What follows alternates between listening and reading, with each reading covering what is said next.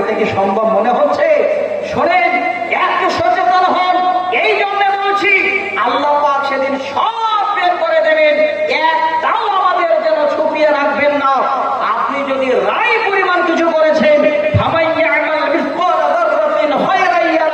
যদি ভালো একটা জীবনে কিছু করে গেছেন, আল্লাহ লুকিয়ে রাখবে না, সেটাও বের করে দিয়ে বলবে বান্দা এটা তুমি করেছিলে। যদি একটা রায় পরিমাণ খারাপি করেছি, সেটাও আল্লাহ বের করে দেবেন। এই জন্য আল্লাহ বলছেন, বান্দা তোমাদের উপরে সেদিন জুলুম করা হবে না, যা কিছু করবে আমি আল্লাহ সব তোমাদের বের করে দেব। তো ভাই, হে বাপ, একটু জায়গাটাতে আসেন। আমি আপনাদের এই হাদিসটা বলতে গিয়ে আর 1 মিনিট বলছি। দ্বিতীয় নম্বরে আল্লাহ বলবে,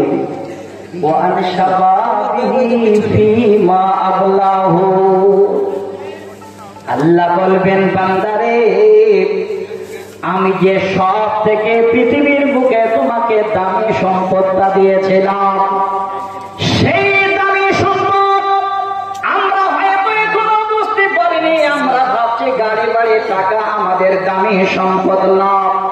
সব থেকে দামি সম্পদ হলো আল্লাহ পাক আমাদের শরীরের ভিতরে একটা যৌবন আল্লাহ দিয়েছেন।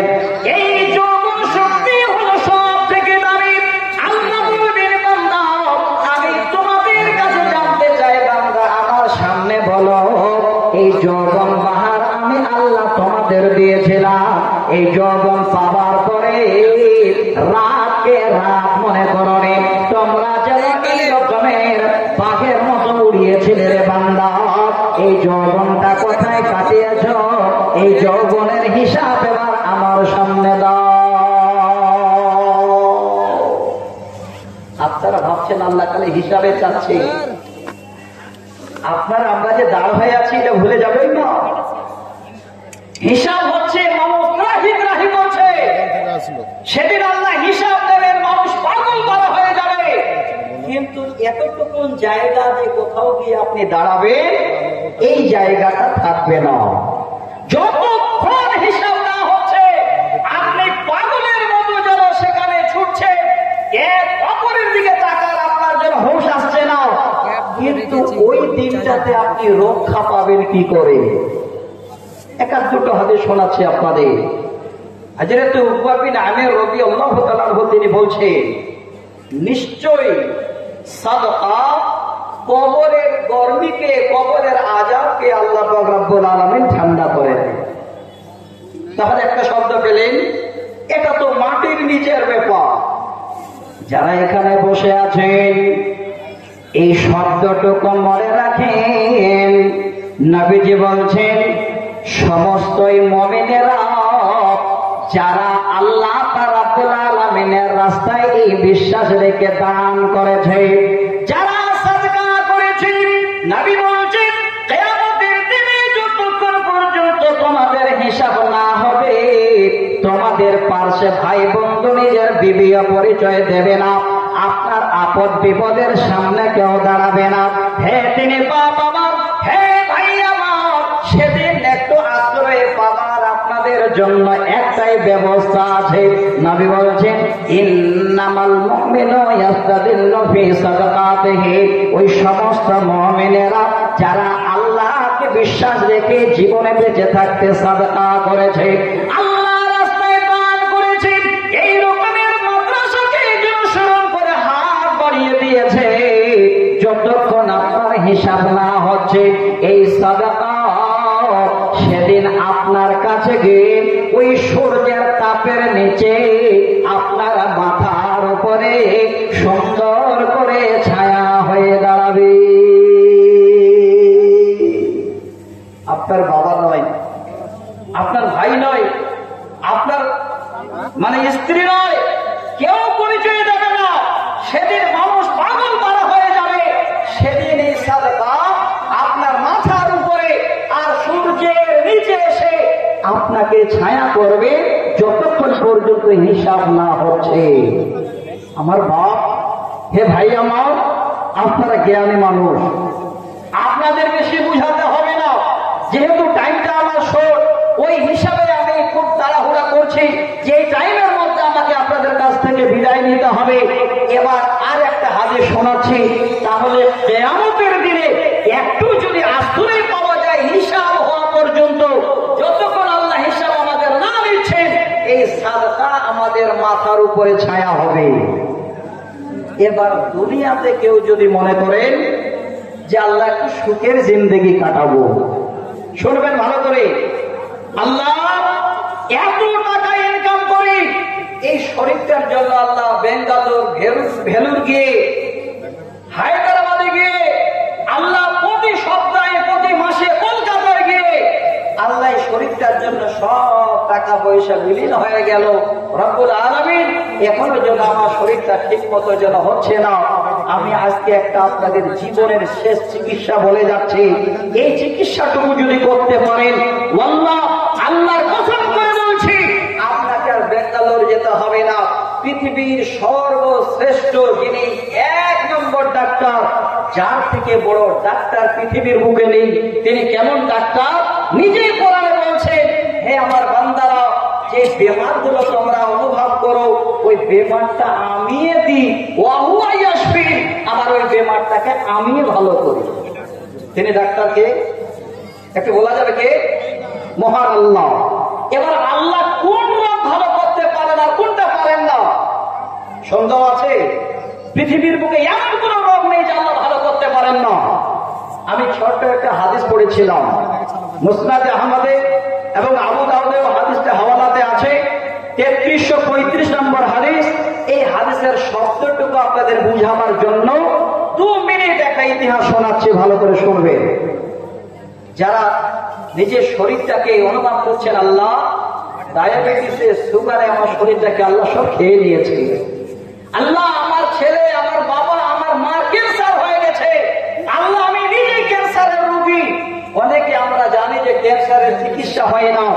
আমি বলছি চিকিৎসার জন্য একটাই হসপিটাল আছে, আজকের দিনে হসপিটালটাকে দেখিয়ে দিচ্ছি আপনাদের, সেটা হলো হেফজুল কোরআন মাদ্রাসা। খালি একটু সাদকা করবেন, আল্লাহ আপনার ক্যান্সার ভালো করে দেবে। কি করে? উদাহরণটা দিচ্ছি, শুনবেন। একজন ডাক্তারের নাম বলছি, কিতাবটার নাম হলো সুনহারি আওরাত। সেই সুনহারি আওরাত 2 নম্বর খণ্ডে 39 নম্বর পৃষ্ঠায় সুন্দর করে লিপিবদ্ধ আছে। আর একজন আমাদের খুব জ্ঞানী গুণী ব্যক্তি ছিলেন, আল্লাহ তেনাকে তুলে নিয়েছেন, আল্লাহ জান্নাতবাসী করুক, পড়ি আল্লাহুম্মা আমিন।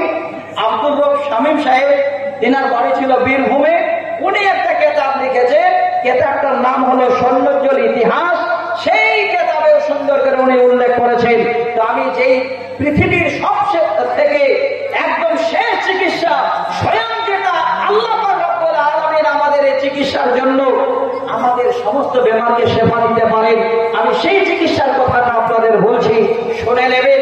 এই পত্রিকাটা বেরিয়েছিল 25/5/2006, শুনবেন কতদিনের আগে। সেই পত্রিকাটা লন্ডন থেকে বের হতো, নাম হলো আল মুসলিম, আরবি থেকে পত্রিকাটা বের হতো। সেই পত্রিকাতে এই রকমের এই মানুষটাকে আল্লাহ রাব্বুল আলামিন যে এত বড় ডাক্তার ভালো করে দিতে পারে, সেই কথাটা লিপিবদ্ধ ছিল। আমি একটু শোনাচ্ছি 2 মিনিট। লোকটার নাম কি? নাম হলো ঈসা মারজুকি, শুনবেন। বাড়ি হলো সিরিয়ায়। তিনি একজন বিশাল বড় চিকিৎসক, এত বড় ডাক্তার। এবার তিনার কর্মজীবন, তিনি এবার ডাক্তারি পাস করার পরে হসপিটালে জয়েন করলেন, দামেস্কের এক বিশাল নামি দামি হসপিটালে। ঈসা মারজুকি এবার হাজার হাজার মানুষের চিকিৎসা করছে। শোনেন ভাই যারা আছেন, জীবনে একটু চিকিৎসা করেন, যেটা আপনার জীবনের শেষ চিকিৎসা। আপনাকে আর কলকাতা যেতে হবে না, ভেলুর যেতে হবে না। তিনি বড় ডাক্তার, যদি আল্লাহ ইচ্ছা করেন আপনার সেই বেমারটাকে ক্ষণিকের মধ্যে ভালো করে দিতে পারেন। এই শেষ চিকিৎসাটা আপনাদের জানাচ্ছে। ঈসা মারজুকি বলছে, আমি আমার হাতে হাজার হাজার মানুষকে চিকিৎসা করি, কিন্তু আল্লাহ পাক আমাকে হয়তো পরীক্ষা নেওয়ার জন্য আমার শরীরে বেমার দিয়ে দিলেন। এবার শরীরটা শুকিয়ে যাচ্ছে, তাড়াতাড়ি করে চিকিৎসা করা হলো, যাঁচবাজ করা হলো, রিপোর্ট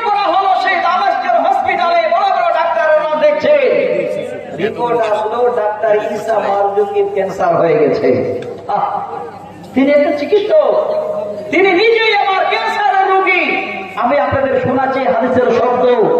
ইতিমধ্যে আস্তে আস্তে শরীরটা ক্ষীণ হয়ে যাচ্ছে। ঈসা মারজুকি যা পয়সা করেছিল চিকিৎসা করে অনেক কিছু ব্যয় করে দিয়েছেন। শেষে যেন এবার সমস্ত ডাক্তারদের কাছে বিদায় নিয়ে হসপিটাল ছেড়ে দিয়ে বাড়ি চলে আসলেন। ওইদিকে ডাক্তারেরা হিসাব বলছে কোন দিন খবর আসবে ঈসা মারজুকি আল্লাহর কাছে পৌঁছে গেছে।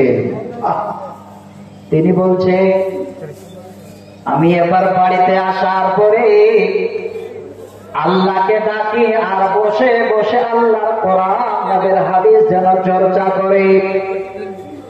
হঠাৎ করে আমার চোখে এই হাদিসের শব্দটা যখনই পড়ে গেল, নবীজি বলছেন তোমরা তোমাদের প্রিয়জনের জন্য সাদকা করো। ঈসা মারজুকি যেন এবার চিন্তায় পড়লেন, আল্লাহ এই হাদিসের বাক্য যদি ঠিক হয়, এটা যদি নবী সাল্লাল্লাহু আলাইহি সাল্লামের হাদিস হয়, এখন আমার চিকিৎসা বাকি আছে, আমি এখনো যেন চিকিৎসা করতে পারবো। হ্যাঁ তিনি শোনেন ভালো করে, ঈসা মারজুকি বাড়িতে বসে বসে অর্থ শেষ করে দিয়েছে। এবার যেন এই হাদিসটাকে বিশ্বাস করে, এবার হাদিসি চিকিৎসা শুরু করে দিল, সাদকা করতে লাগলো। এবার সাদকা করলো কোথায়?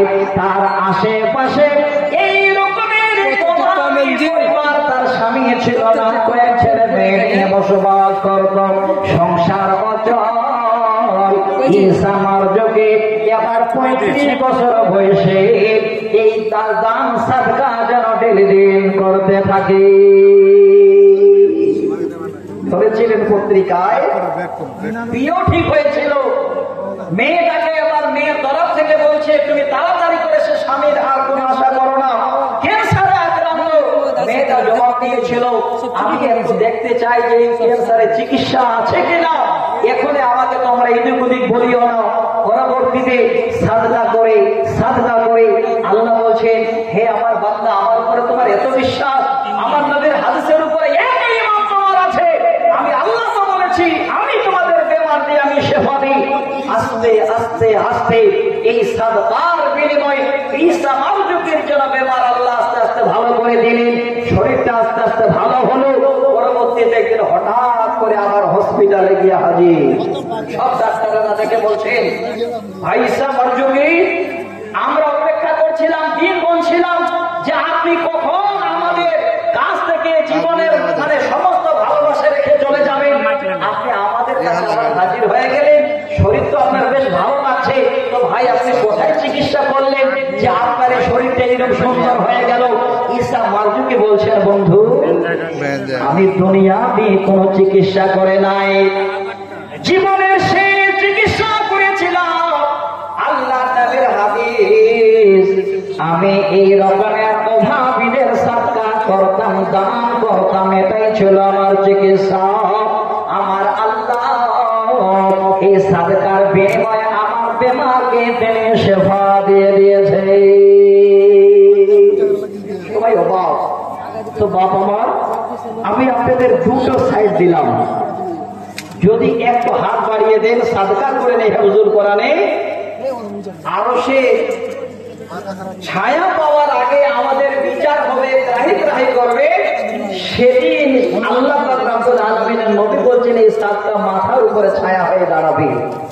দুনিয়াতে যদি আল্লাহ রাব্বুল আলামিনের উপর বিশ্বাস থাকে, নবীর হাদিসের উপরে 100% ঈমান বিশ্বাস থাকে, তাহলে দুনিয়াতে সাদকা করেন, আপনার ডায়াবেটিস, আপনার সুগার, আপনার হার্ট, আপনার যত বড় বেমার আল্লাহ দিয়েছেন, তিনি আল্লাহ বেমারকে শেফা দিয়ে দেবেন।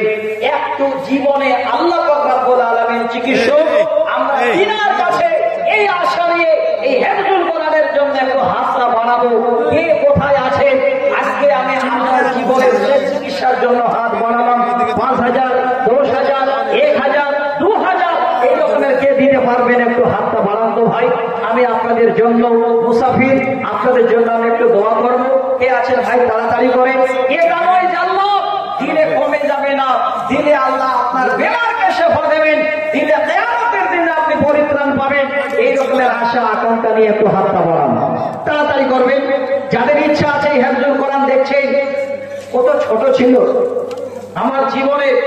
আমি আসতাম, আমার এক দুলা ভাই এখানে আছে, জানবেন হয়তো আপনারা, উকিল মাস্টার আব্দুল সামাদ সাহেব। আমি যখন ছোট, সেই সময় থেকে আমি ওনার এই পুরাতন বাড়িতে আসতাম। তখন আপনাদের মাদ্রাসা একটু ছোট ছিল, সেই মাদ্রাসা ইউনিভার্সিটি হয়ে গেছে আলহামদুলিল্লাহ। একজন বাপ আমার দেখেন এত কোনো বিশ্বাস, উনি 500 টাকা পকেটে ছিল, সেটাই দিয়ে গেলেন। আচ্ছা একটু হাত বাড়ান তো, তাড়াতাড়ি করবেন, দেরি করবেন না, 5 মিনিট।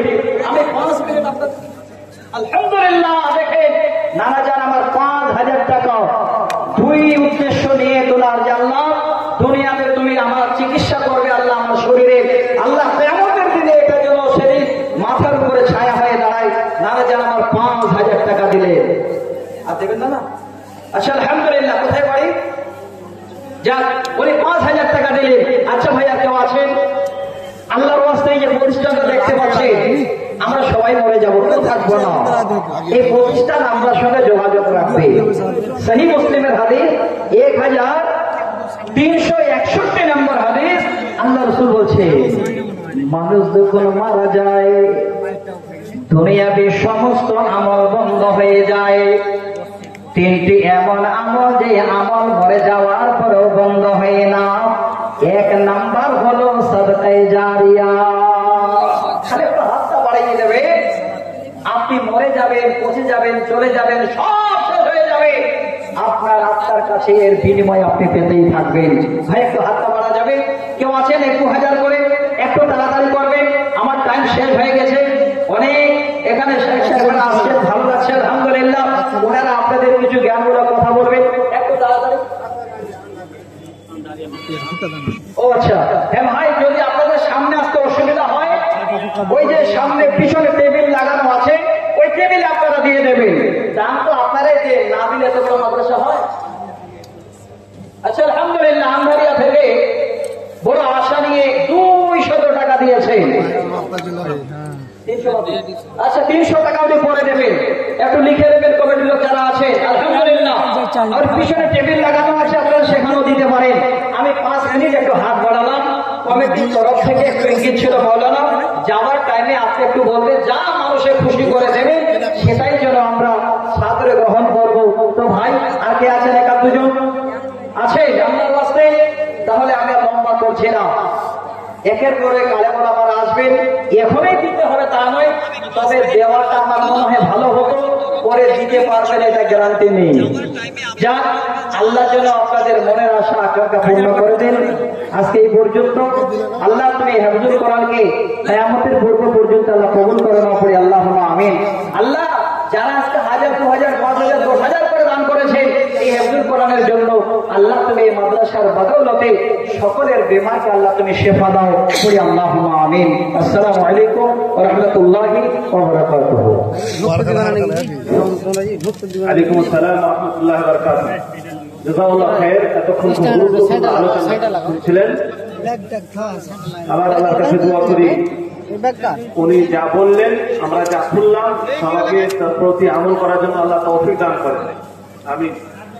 আর উনি একটা কথা বললেন, আমাদের পিছনে টেবিল লাগা আছে, যারা লেখাতে চাইছেন ওখানে লেখাবেন, এবং যারা নগদ দান দেবেন আপনি টেবিলে এসে দান দিয়ে দিবেন। আমাদের শেষ বক্তা দূরে দূরে রয়েছেন, শেষে সবার জন্য দোয়া হবে ইনশাআল্লাহ, সবার জন্য দোয়া হবে ইনশাআল্লাহ। দান সিলসিলাটা আপনারা জারি রাখবেন, টেবিলে জমা করবেন, যারা লেখাবেন দিয়ে লিখে দেবেন। এখন আপনাদের সামনে আসছেন আমাদের ওস্তাদুল আসাদরা।